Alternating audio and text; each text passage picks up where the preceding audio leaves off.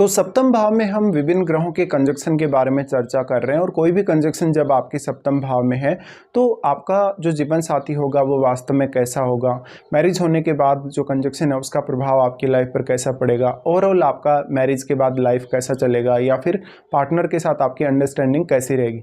इस वीडियो में हम देख रहे हैं, मान लीजिए किसी का सूर्य और मंगल का युति सप्तम भाव में बन रहा हो तो आपका जीवन साथी कैसा हो सकता है, जीवन साथी आने के बाद आपकी लाइफ में क्या क्या चेंजेस हो सकते हैं, कौन कौन सी बातों पर आपको यहाँ ध्यान देना होगा।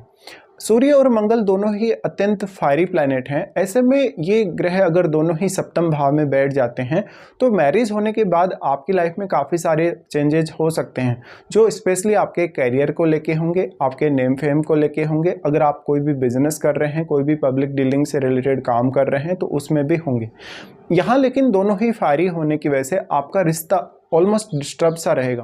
पार्टनर यहाँ आपको काफ़ी ज़्यादा फाइट्स वगैरह करेगा और यहाँ पार्टनर का जो रोल है वो बहुत ही मेजरली आपके जीवन में सामने आएगा। आपका पार्टनर काफ़ी पॉपुलर हो सकता है, किसी बहुत बड़े सरकारी पद पे हो सकता है, पर्सनैलिटी वाइज वो काफ़ी सुंदर दिखने वाला, काफ़ी अट्रैक्टिव हो सकता है, लेकिन उसमें एग्रेशन या उसमें फायर पावर इतना ज़्यादा होगा कि उसका जो व्यवहार होगा आपके साथ वो अक्सर अच्छा नहीं रहेगा।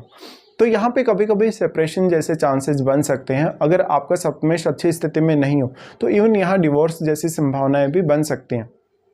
यहाँ पे अब आपको देखना होगा कि सूर्य कितना ज़्यादा स्ट्रॉन्ग स्थिति में है या मंगल कितना ज़्यादा यहाँ प्रभाव डाल पा रहे हैं, क्योंकि यहाँ अक्सर फाइट या लड़ाई झगड़े की स्थिति सामने आएगी। भले ही कैरियर के लिए दोनों ही ग्रहों का युति बहुत अच्छा साबित हो सकता है, या जब भी आप बात करें अगर पॉलिटिक्स की तरफ आप आगे बढ़ना चाहते हैं या इवन आपका पार्टनर ऐसा कुछ करना चाहता हो तो कैरियर के लिए दोनों ही ग्रह आपको बेहतरीन सपोर्ट कर रहे हैं।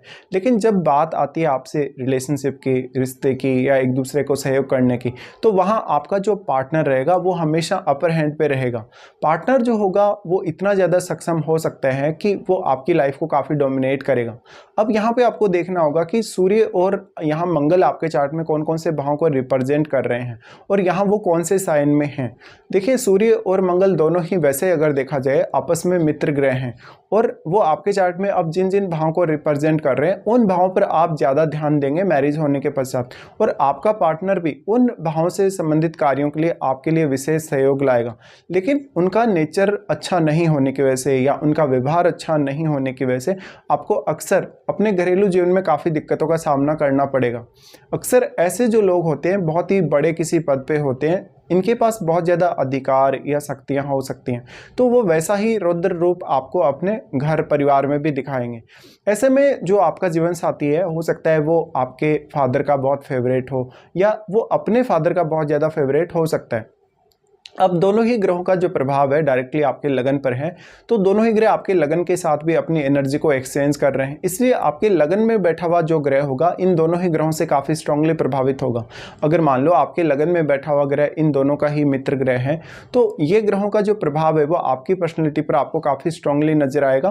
बेसिकली देखा जाए तो दोनों ही अत्यंत एग्रेसिव प्लैनेट हैं, इसलिए आपकी लाइफ में ऐसा नहीं होगा कि किसी भी कार्य को लेकर बहुत डिले होगा या बहुत ज़्यादा आपको स्ट्रगल करना पड़ेगा, बल्कि यहाँ ज़्यादातर जो समस्याएं होंगी वो आपसी रिश्ते या आपसी अंडरस्टैंडिंग को लेके ही होंगी। अगर मान लो आपका सूर्य या मंगल में से कोई भी प्लैनेट 10th लॉर्ड है या 11th लॉर्ड है तो कैरियर के लिए दोनों ही ग्रहों का ये जो प्लेसमेंट है वो और भी बेहतर साबित हो सकता है।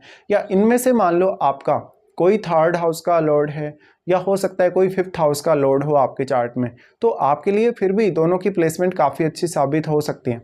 अब डिपेंड करता है कि यहाँ सप्तमेश वास्तव में कौन है, कौन से साइन में ये कंजक्शन बन रहा है। अगर ये अपने मित्र के घर में बैठे हैं तो पार्टनर जो होगा वो आपकी लाइफ में आने के बाद अपना प्रभाव आपके ऊपर बहुत ज़्यादा छोड़ेगा। आपके चार्ट में अब मान लीजिए अगर ये ग्रह 6, 8, 12 को भी अगर रिप्रेजेंट कर रहे हैं तो उन मामलों में भी आपका जीवन साथी आपके संघर्ष को कहीं ना कहीं लाइफ में कम करेगा और वो आपको काफ़ी सपोर्ट दिलाएगा।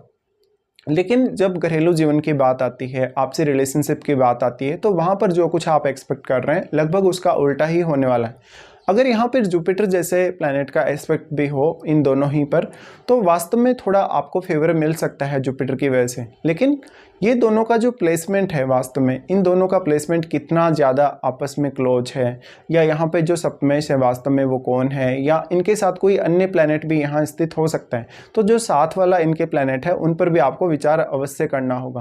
बेसिकली ये कंजक्शन मैरिड लाइफ को उतना ज़्यादा पीसफुल नहीं दिखाता, पार्टनर को बहुत ज़्यादा गुस्सेल या बहुत ज़्यादा इगोइस्टिक या बहुत ज़्यादा डोमिनेटिंग दिखाता है। लेकिन इससे आपके पर्सनल नेम फेम के लिए तो बहुत अच्छा साबित हो सकता है, इवन पार्टनर के नेम फेम के लिए भी।